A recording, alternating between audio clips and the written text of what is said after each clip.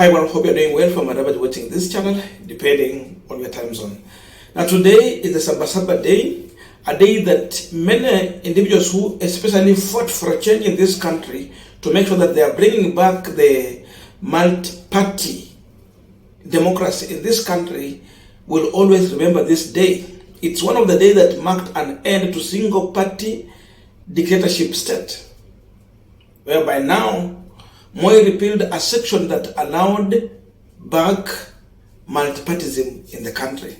And on this day, we are all aware that Azimio is organizing to have a rally, and in that rally, they're going to declare a way forward in case we need to have mass action, or if we have to maybe collect signatures to send away this regime.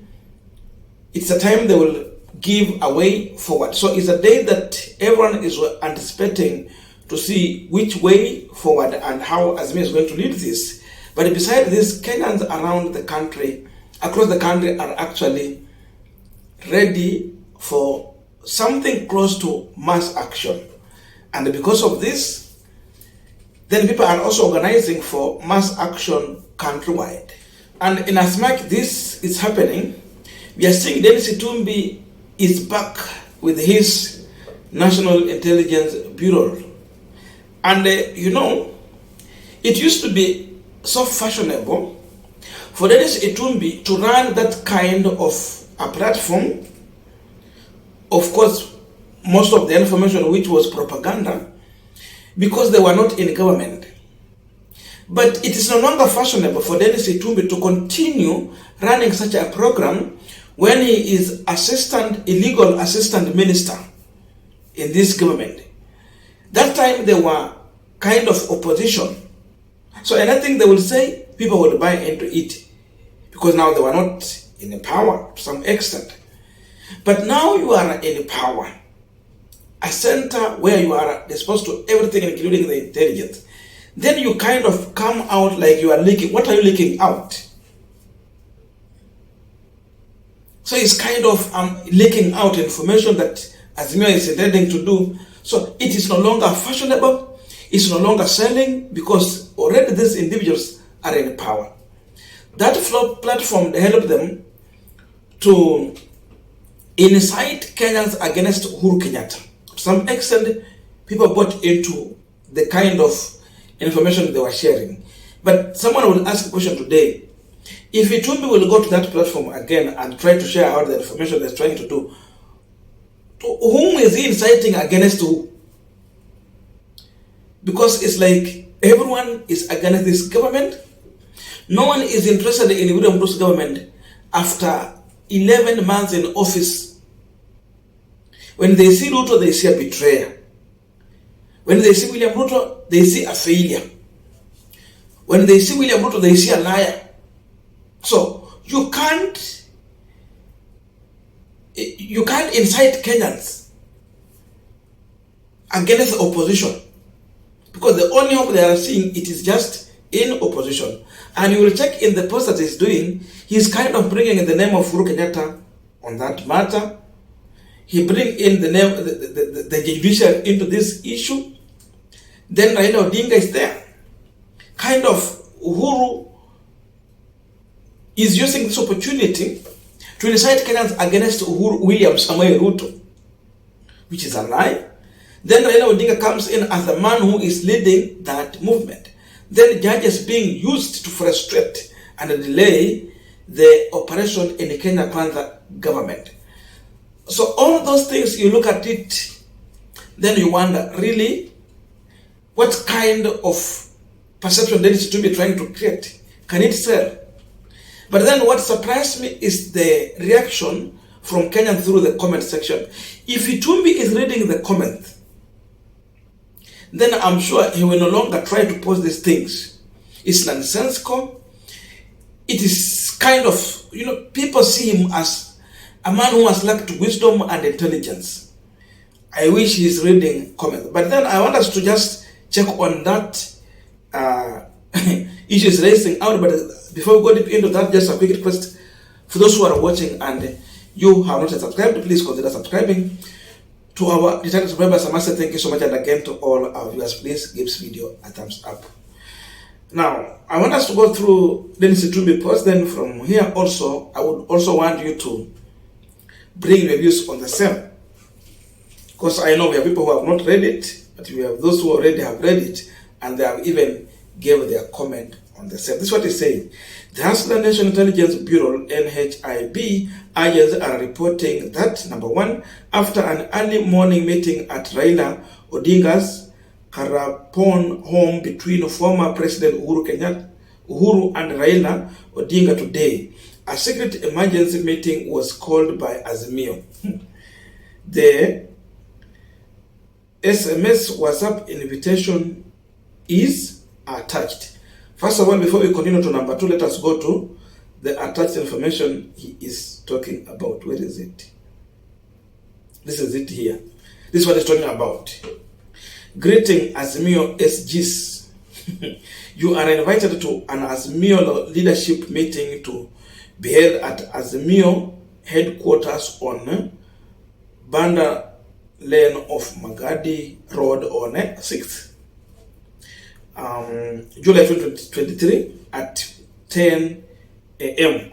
The agenda of the meeting will be communicated and adopted at the meeting. Kindly purpose to attend. Communication sent on behalf of the Azimio National Executive Council Chairman and the SG. So that's what he's saying, that Azimio was now reaching out this information to SGs in the coalition to make sure that they are attending. Now, we continue with what he's posting. The meeting was convened and chaired by former President Uhuru, as the Azimio chair party leader Raila Odinga was in attendance. Number 3, attendees had to leave their phones in their cars and they were searched on entry to ensure they were not carrying any recording equipment. Number 4, attendees to hold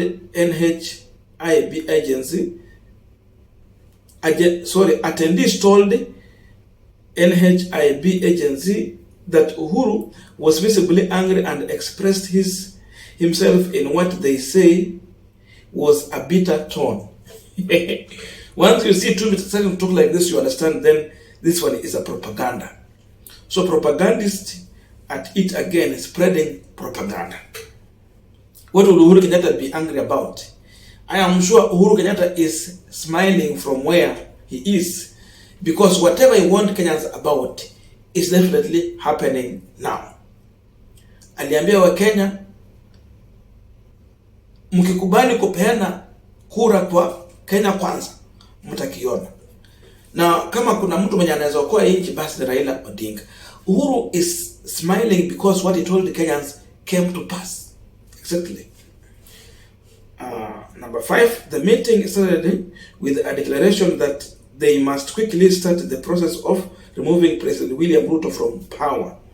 Number 6, consequently, orders were given to register 6 domain names that go live at midnight. Kama kuna mpango ya kutoa William Samoei Ruto kwa ofisi, that one is not a secret. Raila normally announced this thing, and already he announced long time ago. So the reality is that even at the Sabasaba meeting, there will be a possibility of starting to collect signatures to remove William Samoei Ruto from office, and this is not new. Raila tried it also at one point to remove Uhuru Kenyatta from office, and they got signatures. Only that IEBC did not take it keen to start moving forward on that plan to kick Uhuru Kenyatta from office by then. So,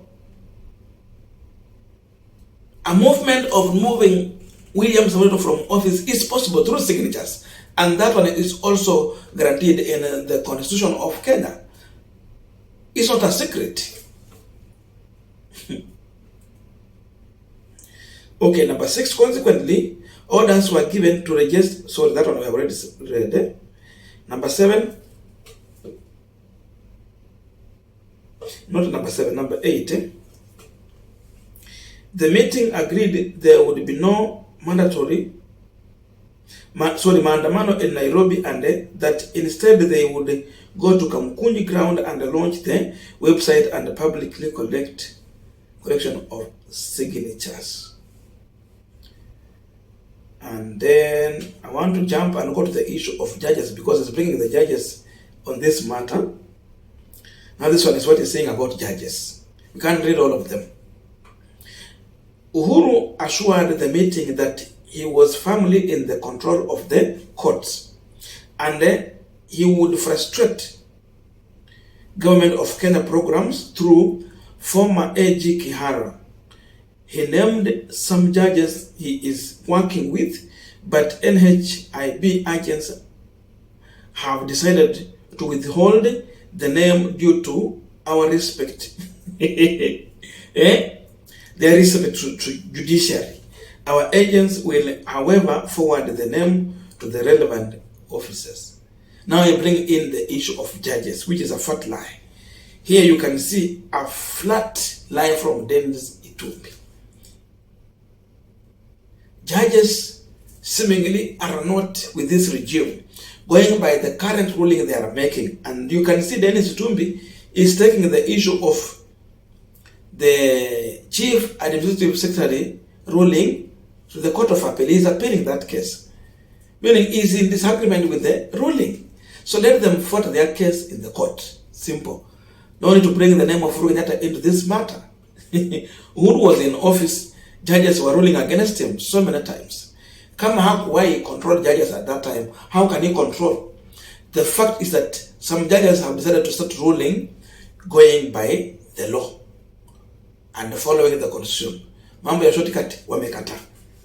Number 11, Uhuru assured the meeting that Jubilee will win the case that is pending in court because of his grip on the judiciary. You read all this,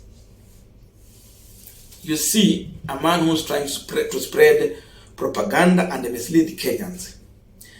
Reality is that once Kenya Kwanza side are feeling threatened, this is signs of threat. They are feeling they have been threatened, and that's why they are coming out with the propaganda.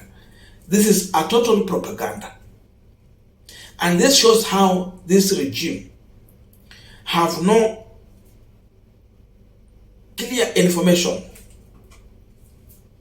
on their palm about this country. So they come with the propaganda to share out, to justify lies.